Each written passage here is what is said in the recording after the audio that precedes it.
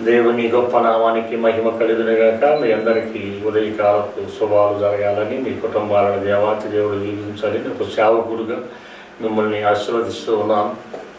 ఈ గాబ్రియల్ మినిస్ట్రీస్ని, ఈ టీవీ పరిచర్యను, కలవరి శ్రీ మందిరాన్ని మీరు ఎంతగానో బలపరుచుతూ, ఎంతగానో మమ్మల్ని ప్రోత్సహిస్తూ ఈ సువార్తని అనేక బిడ్డలకి వెల్లడి చేయడానికి మీరు మాకు ఇచ్చిన సహకారాన్ని బట్టి మరోసారి వందనాలు. ఈ రోజున అంశం శ్రమలో విజయం. అందరూ చెప్పండి, శ్రమలో విజయం. శ్రమ పడితేనే విజయం వస్తుందని భక్తుడైన యెషయా అంటూ ఉన్నాడు. ప్రభువారు కూడా శ్రమ పడితేనే మీకు ఆహారం అని ఆది కాండంలోనే చెప్పాడు.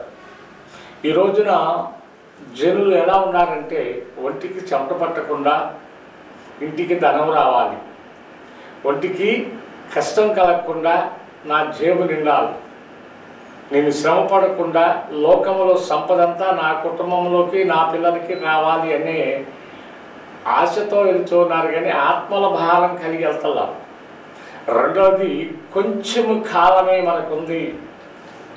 భక్తుడైన దావీదు అడుగుతాడు యెహోవా దేవుడిని, తండ్రి నా ఆయుష్కాలం ఎంత అని అడిగినప్పుడు, అయ్యా నా ఇష్టానుసారమైన నా కుమారుడా, నీ ఆయుష్కాలం, నరుడు ఆయుష్కాలం అన్నాడు, నీదనలా, నరుడు ఆయుష్కాలం బెత్తెడు అన్నాడు. ఈ బెత్తెలు దానికి ఎంతెంతో పోకడలు పోతూ ఉంటాం.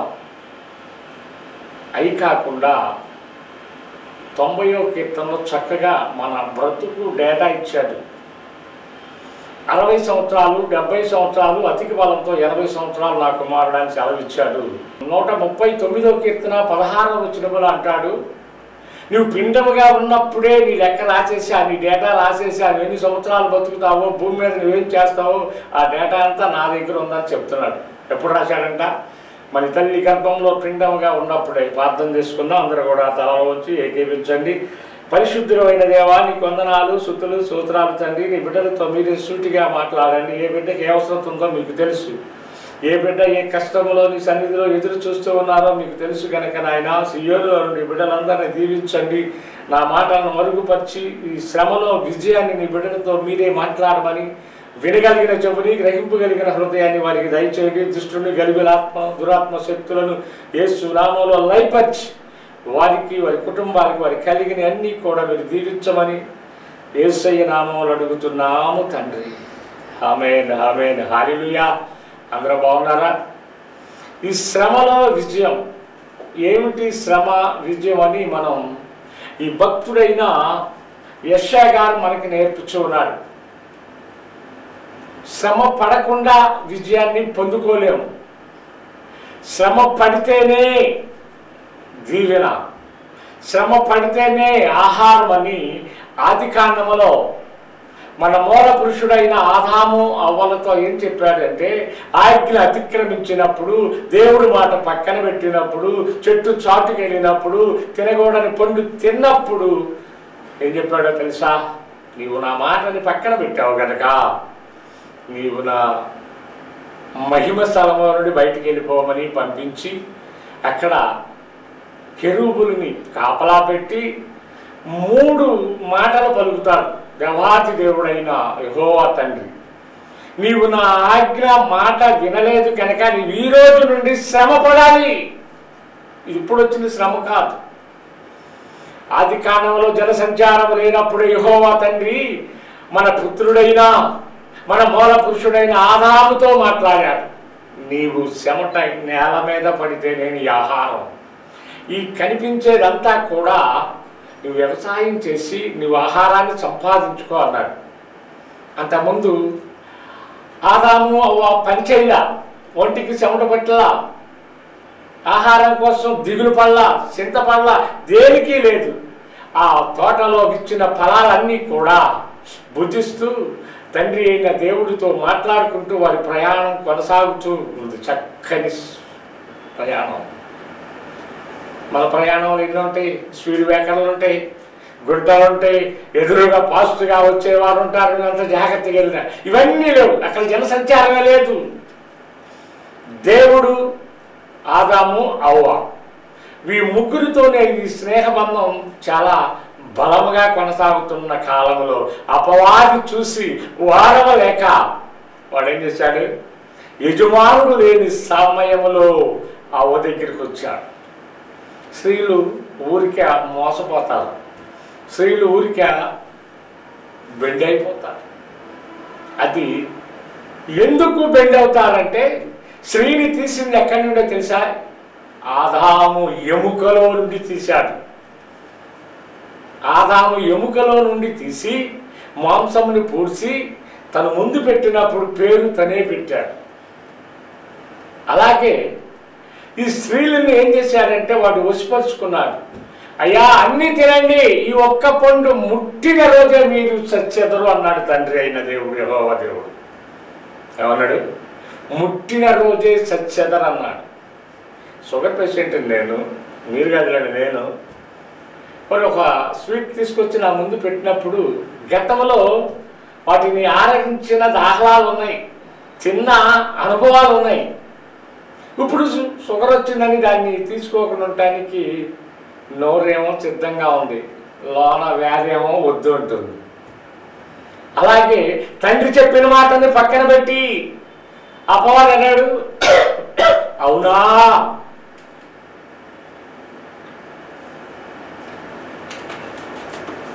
ఏమన్నాడు? అవునా అన్నాడు. ఏ కాదా తిను అది ఇదని గదవల చిక్కులు పెట్టేవాడు మోసగాడు. తేలికన్నా తీయనైన పలుకులు పలికితేనే కానీ మనం వాడి వలలో పడం. అలాగే అపవాది వలలో పడిపోయింది ఎవరు? మన అవ్వతల్లి. నరులలో స్త్రీలలో మొదటి స్త్రీ, తల్లి గర్భం నుండి రాకుండా యెహోవా చేతుల మీద తయారైన స్త్రీ. ఆ స్త్రీ మోసపోయింది. స్త్రీ కూడా శాపం పెట్టాడు అంటారు. శాపం కాదు, హెచ్చరిక. శాపాలు వేరు, హెచ్చరికలు వేరు. ఆదాముకి హెచ్చరించాడు, అయ్యా ఇక నుండి నీవు కష్టపడాలి అని హెచ్చరించాడు. స్త్రీని అన్నాడు, నా కుమారుడిని మోసగించటానికి నీవే ప్రధాన కారణము గనక నీ ప్రసవ వేదనను పెంచు చేస్తున్నానన్నాడు. ఆడపిల్లలు డెలివరీ సమయంలో ప్రాణము పోయినంతగా విలవిల్లాడిపోతారు. అట్టి వాగ్దానము, అట్టి హెచ్చరికను స్త్రీకి ఇచ్చాడు. ఇంకా మిగిలింది ఎవరెవరో చెప్పాలి? సాతానుడు మిగిలాడు. ఆనాటి సర్పంకి రెక్కలుండేవి. గమనించాలి విశ్వాసులు, సర్పానికి రెక్కలుండేవి. ఆ దేవాతి దేవుడు ఏం చేశాడు అంటే, నీవు సర్పముగా రెక్కలు ముడుచుకుని పాములాగా పాకి లోనకొచ్చి నా బిడ్డల్ని చెరిపావు గనక నిన్ను చూసిన వారు మడము మీద, తల మీద కొట్టెదరు, పడిగ మీద కొట్టెదరు. నీకు ఈ రోజు నుండి రెక్కలు పోవునుగాక. వీరిని హెచ్చరించాడు, వీరిని చెప్పించాడు. ఎవరు చెప్పించాడు? తన బిడ్డలని హెచ్చరించాడు. సాతానును మోసగించింది కనుక చెప్పించి ఆ రెక్కలు ఊడిపోయేటట్టుగా చేసి నీవు ఇక నుండి నేలను పాకుతూ మట్టి తిందువు కదా అన్నాడు. అక్కడ మట్టిని లో నుంచి వచ్చిన పంటని తినుటకు అతనికి వార్నింగ్ ఇచ్చాడు, లేక హెచ్చరిక ఇచ్చాడు. ఇక్కడ చేశాడు. ఇక్కడ ఈ భక్తుడైన యెషయా 26వ గ్రంథములో నుండి చూద్దాం. యెషయా గ్రంథము 26వ అధ్యాయము 16వ వచనములో, శ్రమ పడితేనే శ్రమలో విజయం. శ్రమ కలిగినప్పుడు దీర్ఘ ప్రార్థన చేస్తావు. కనిపించిన పాస్టర్ గారికి అలా ఫోన్ చేస్తావు, అయ్యగారు నా కోసం ప్రార్థన చేయి, మా పిల్లల కోసం ప్రార్థన చేయాలి. అవునా? కడుపు నిండినాడు ఏం చేస్తాడు? కదలకుండా ఉంటాడంటారు మన పెద్దోళ్ళు. ఇతడు ఆకలితో ఉన్నాడు, ఇతడు శ్రమతో ఉన్నాడు, ఇతడి బిడ్డలు, ఇతడు కాపురం అంతా చెల్లా చెదురయ్యేటట్టుగా ఉంది. ఇప్పుడు ఆదాము కుటుంబం కూడా చెల్లా చెదురయ్యి ఆ పరిశుద్ధమైన స్థలంలో నుండి లోకంలోకి వచ్చేసింది. శ్రమలు స్టార్ట్ అయినాయి. ఏమైనాయి? శ్రమలు స్టార్ట్ అయినాయి.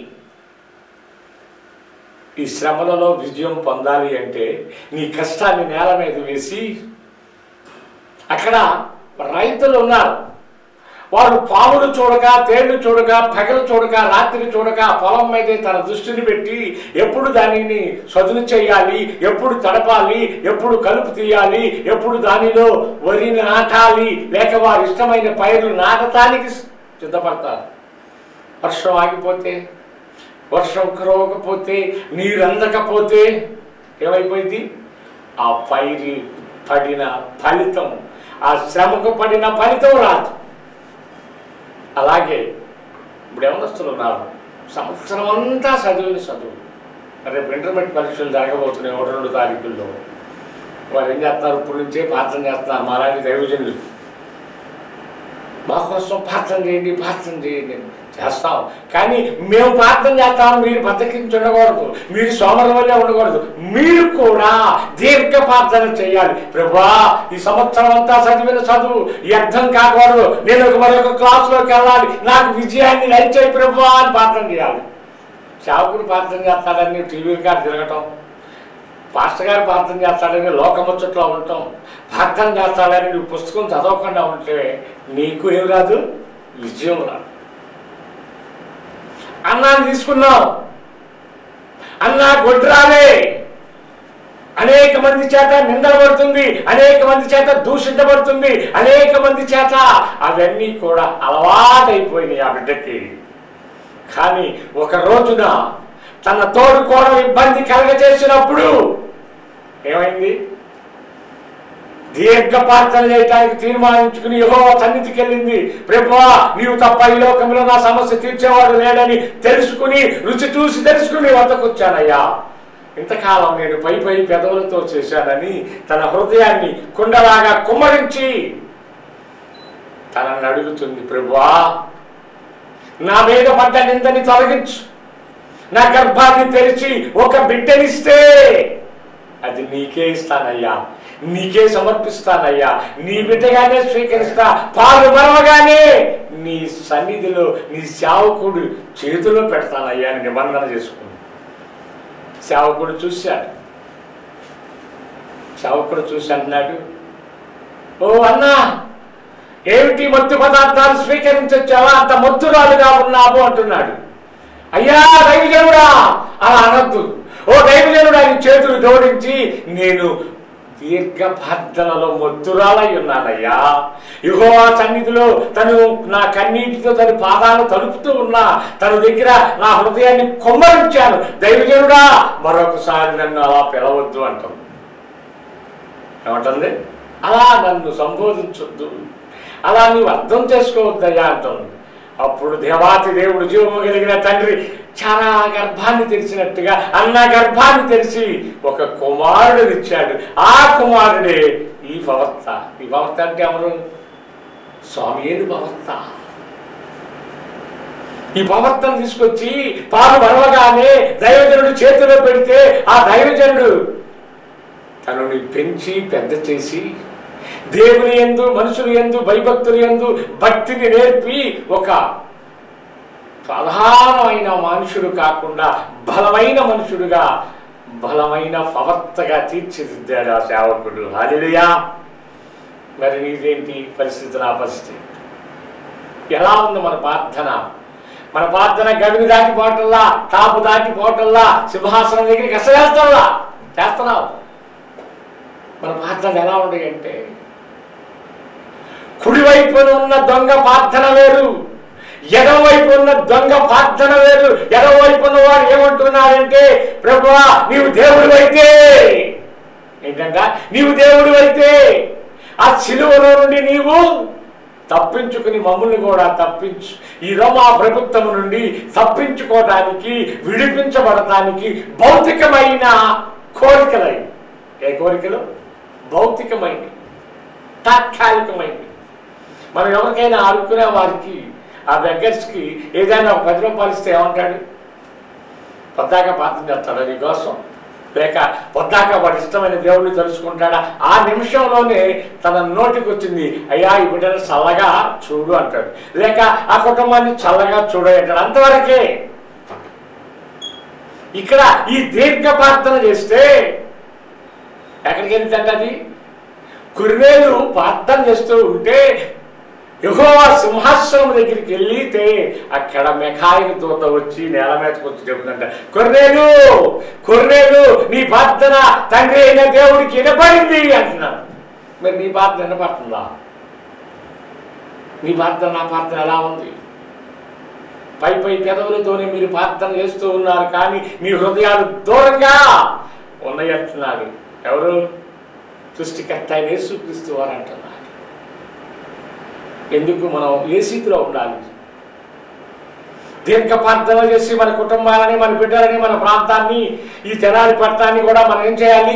యేసుపట్నంగా మార్చగలిగిన ప్రార్థన శక్తి నీకు ఉండాలి. అది దేవుడు కోరుకుని ఇర్మియా భక్తుడిని తీసుకెళ్ళి ఆ బురద బావిలో వేసినప్పుడు రాజు దగ్గర ఉన్న రసం చూడంటున్నాడు, అతడు దేవుని ప్రవక్త.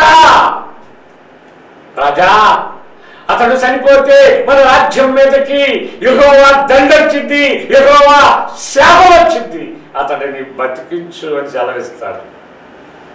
నీవు నేను కూడా మన దేశం మీదకి ఉగ్రులు వెళ్ళే సాతాను మన మీద దాడి చెయ్యక మునిపే నీవు మేలుకొని ఉండాలి. కుక్క నీ ఇంటికి వస్తుందన కానీ ఏం చేస్తావు? ఏమా తలుపు తీసమ్మా పోపో అంటావా? కర్ర తీసుకొని నిలబడతావు కదా, కర్ర తీసుకుని తోలుతావు కదా. అలాగే ప్రార్థన కర్ర నీ చేతిలో ఉండాలి. ప్రార్థన ఆత్మతో నీవు నింపబడి ఉంటే సాతాను కానీ, చీకటి శక్తులు కానీ, చెల్లంది శక్తులు అన్ని యేసు నామములో లైవ్ అయిపోతాయి. అది కావాలి. ఇప్పుడు శ్రమ పడితే, ఇప్పుడు పిల్లలు పరీక్షలు చక్కగా రాచి చక్కగా చదివి ఒక ఉన్నతమైన స్థితికి వెళ్తే వారికి పిలిచి ఏమిస్తారు? ఉద్యోగం ఇస్తారు. యేసోబు కష్టపడ్డాడు, తనకి ఏమిచ్చారు? ఏమిచ్చాడమ్మా చెప్పండి ఒకసారి మీరు? ఐగుప్తు దేశానికి ప్రధానమంత్రిని చేశాడు దేవుడు. హల్లెలూయా. అక్కడికి ఎలా వెళ్ళాడు? బానిసగా వెళ్ళాడు, జైల్లో పడ్డాడు, తన భార్య నిందలకు పడ్డాడు, అనేకమైన తన మీద వచ్చిన. ఇప్పుడు మనం తరచు తామరాకుని చూస్తూ ఉంటాం, గుర్తుందా? తామరాకు మీద నీరు పడిన ఒక నిమిషం 2 నిమిషాల్లో పక్కకి వెళ్ళిపోయింది, కిందకు వచ్చేసింది. అలాగే విశ్వాసం మీద ఏ బురద జరిగినా, ఏ చెడు వచ్చినా ప్రార్థనతో దాన్ని ఏం చేయాలి? కడుక్కోవాలి, యెహోవా దగ్గర అడుక్కోవాలి.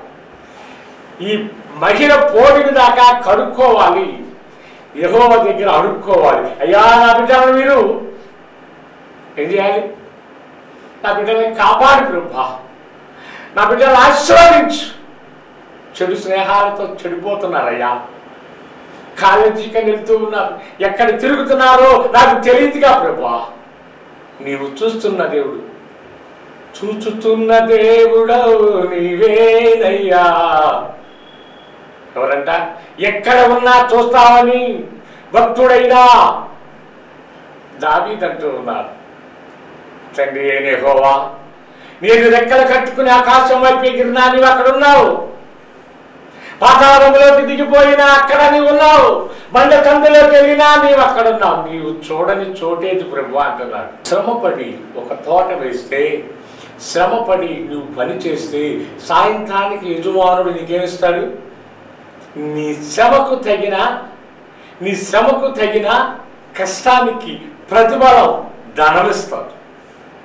అలాగే యెహోవా కోసం నువ్వు శ్రమ పడితే, నీ కుటుంబం కోసం శ్రమ పడితే, సియోనులో నుండి నీ దేవుడు నిన్ను దీవిస్తాడు. ఎలా ఉంటే కొంతమంది ప్రార్థనలు ఉంటాయి, ఉదయం అవంగల ప్రభువా ఈరోజంతా నన్ను కాపాడయ్యా, నీకు వందనాలు ఆమేనంట. కొంతమంది ప్రార్థనలు బైక్ మీద వెళ్తా, బండి మీద వెళ్తా, ఇలా సిలువ వేసుకుని వెళ్ళిపోతూ ఉంటారు. కొంతమంది ఉంగరాన్ని ముద్దు పెట్టుకుని వెళ్తూ ఉంటారు. కొంతమంది పాస్టర్ గారు మీరు ప్రార్థన చేయండి అని చెప్పేసి వెళ్ళిపోతూ ఉంటారు. అవి కాదు దేవుడు కోరుకునేది. దీర్ఘ ప్రార్థన. ఈ ప్రార్థన మనం చేస్తాం ఎప్పుడంటే మనకి ఇబ్బంది కలిగినప్పుడు, మన ఇంటిలో ఏదైనా చెడు జరిగినప్పుడు. ఆ శ్రమలో వచ్చే కన్నీరు వేరు, మామూలుగా వచ్చే కన్నీరు వేరు. 51వ కీర్తన 4వ వచనంలో ఎంతగా ఏడ్చాడో దావీదు, తన పడుపు తేలినంతగా ఏడ్చాడంట. ఎంత? మీరు ఎప్పుడైనా ఏడ్చారు అలాగా? ఏమా యజమానుడు ఎప్పుడైనా చెయ్యి ఎత్తితే ఏడుస్తావు, నోరెత్తితే ఏడుస్తావు, అది కూడా నోట్లో గుడ్డ కుట్టుకుని ఏడుస్తావు. ఇక్కడ పరుపు తేలినంతగా దావీదు ఏడుస్తూ యెహోవా దగ్గర అడుగుతున్నాడు, ప్రభువా నీకు విరోధముగా నేను తప్పు చేశానయ్యా, నన్ను క్షమించయ్యా, నా పాపము పోవు వరకు నియమమైన సోపుతో నన్ను కడుగు అంటున్నాడు. నువ్వు చేసావా? ఉదయకాలం నుండి రాత్రి కాలం వరకు ఒక పేపర్ పెట్టుకొని రాసుకో, ఎక్కడ నీవు తప్పిపోతున్నావో, ఎక్కడ తప్పులు చేస్తున్నావో అన్నీ రాసుకో. సాయంకాలానికి చూడు ఆ పేపర్ ఖాళీ ఉంటుందో లేదో. నీ చూపు ద్వారా పాపం, నీ తలంపుల ద్వారా పాపం, నీ ఆలోచన ద్వారా పాపం, అన్ని పాపం పాపం పాపం అంటున్నావు. ఏంటంటే భాష్యాలు మాకు ఈ పాపార్థాలు అంటున్నావా? మనము పాపంలో పుట్టినవాడు, అది మర్చిపోబాకండి. ఎక్కడ పుట్టాం అమ్మా? మనం భూమి మీద ఉన్న ప్రతి మనుషుడు కూడా, స్త్రీ అయినా పురుషుడైనా పాపంలో పుట్టాడని భక్తుడైన దావీదు చెప్తున్నాడు. నేను చెప్పట్లేదమ్మా, దయచేసి నన్ను అపార్థం చేసుకోవాలి. 51వ కీర్తన 5వ వచనం చదువుకొని ఇంటికి వెళ్ళాక తండ్రితో మాట్లాడుతున్నాడు. తండ్రి అయిన యెహోవా, నా తల్లి పాపములోనే గర్భము నన్ను దాల్చింది, ఆ పాపము పోవునట్టుగా నియమమైన సోపుతో నన్ను కడుగు కడుగు అంటున్నాడు. మనం ఏ సంతానం? మనం ఏ సంతానం అమ్మా? ఏ సంతానం? ఇదిగో చెప్పకపోతే మీ విశ్వాసులు ఎట్ట అవుతారు, నేను చావుకుని ఎలా అవుతాను? స్త్రీ సంతానం, హల్లెలూయా. పురుష సంతానం మనం, హల్లెలూయా. స్త్రీ పురుషుడు కలిస్తేనే ఆ కలయిక ద్వారా వచ్చిన పాపిష్టి పాపాత్ములమైన జనాంగం మనం. పురుషుడు లేకుండా స్త్రీ ద్వారా వచ్చిన వాడు తండ్రి అయిన యేసు ప్రభు. ఆయన ఉత్తముడైన పరిశుద్ధాత్మతో జన్మించిన వాడు గనక స్త్రీ సంతానం, మనం పురుషు సంతానం. మనం ఎవరు పుట్టామో మనకు తెలుసా? మన తల్లి ఈడే మీ డాడీ అంటే అది వెళ్తాం. అలాగే నిజమైన క్రైస్తవుడు ఎలా వెళ్తాడంటే శ్రమలు వచ్చినా కూడా యేసుని విడిచిపెట్టడు. అందుకే యేసన్న ఒక పాట రాశాడు, జలములలో పడినే వెళ్ళినా నన్నేమి చేయవు నా యేసయ్యా, నీకే వందనము. ఏంటంట? జలములలో పడేదినా నన్నేం చేయవయ్యా అని ధైర్యంగా ఉన్నాడు. ఎందుకని? ఇంట్లోకి బల్లెత్తే భయం, కుక్కొత్తే భయం, ఎవడైనా నల్లబట్టలేసుకొస్తే భయం, భయం భయం భయంతో ఉన్నాడు. ఎందుకంటే నీలో పరిశుద్ధాత్మ లేదు, నీలో ప్రార్థనాత్మ లేదు, నీలో శ్రమలో కష్టపడేది లేదు, కనుకనే భయపడుతున్నావు. ఆ భయం పోవాలి అంటే నువ్వు భక్తిలోకి రావాలి. భక్తిలోకి రావాలి అంటే ఈ లోకంలో చెత్తంతా తీసేసుకో. ఇల్లంతా చింతమందరగా ఉందనుకో, అలాగే వెళ్ళి పనుకొని, అలాగే వెళ్ళి భోంచేసి అలాగే ఉంటే నీవు సాతాను సంబంధువు. అలా ఎవరుంటారంటే భక్తుడైన సొలొమోను అంటాడు, ఓ సోమరి సేవలు వతకెళ్ళి నేర్చుకో అంటున్నాడు. సేవ ఎంతలా ఉండేది? ఎంతలా ఉండిద్దా? ఎంత ఉండిద్దమ్మా? ఎంత ఉండిద్దా? ఎంత ఉండిద్దా? మనిషి ఎంత ఉంటాడు? 70-80 కిలోలు ఉండే మనిషిని ఆవకిందంతా ఉండే సేవ దగ్గరికి వెళ్ళి నేర్చుకోమని ఎందుకు చెప్తున్నాడు భక్తులైన సొలొమోను? జ్ఞాని అయిన సొలొమోను. వాటికి యజమానుడు లేడు, లైన్గా ఉంటాయి. చూడండి మీరు, లైన్ తప్పు. మీకులాగా ఆధార్ కార్డు లాగా తోసుకునేటట్టుగా, పలహారం కాడ తోసుకునేటట్టుగా, భోజనాల కాడ తోసుకుని ఎవరో క్రమం. అదే క్రైస్తవుడికి ఉండాల్సిన లక్షణం. ఏ పనైనా 10 మంది కూడగానే దానికాడ మీరు ఎలా ఉంటారు? ఆడికన్నా ముందెళ్ళాలి, ఆడికన్నా ముందెళ్ళాలని మీరు తోచుకుని మీరు ఒకరికొకరు సమాధానం లేకుండా మీరు ప్రయాణిస్తూ ఉంటారు. శ్రమలకి యజమానుడు లేడు, కరెక్ట్గా ఉండండి చెప్పేవాడు లేడు. కానీ ఏం చేస్తాయి తెలుసా? లైన్గా వెళ్తాయి, ఆహారాన్ని తెచ్చుకొని దాచుకుంటాయి. మీ దాపరకం ఏంటి? మీ దాపరకం ఏంటి? పరిశుద్ధమైన మాటలు స్వీకరించే మీ బిడ్డలుగా మీరుంటే, శ్రమలో కష్టపడే అనుభవంలోకి మీరు వస్తే, అన్న కష్టపడింది బిడ్డను సంపాదించుకుంది, అలాగే మనం వ్యవసాయంలో కానీ వ్యాపారంలో కానీ బిడ్డల విషయంలో కానీ మనం కష్టపడితే జీవము కలిగిన తండ్రి నీకు మేలు చేస్తాడు. దేవుడి చిన్న మాటలు దీవించునుగాక. మీ అందరికి వందనాలు. ప్రార్థన చేసుకుందాం. పరిశుద్ధుడైన దేవా నీకు వందనాలు, స్తోత్రాలు. ఇప్పుడు వరకు నాయన నీ బిడ్డలు ఎంత ఓపికగా ఈ పరిశుద్ధమైన మాటలు స్వీకరించారు కనుక ఆ బిడ్డలందరినీ మీరు దీవించి ఆశీర్వదించి కృపలో భద్రపరచమని యేసయ్య నామములో అడుగుతున్నాము తండ్రి. ఆమేన్. మీ అందరినీ దేవుడు దీవించునుగాక.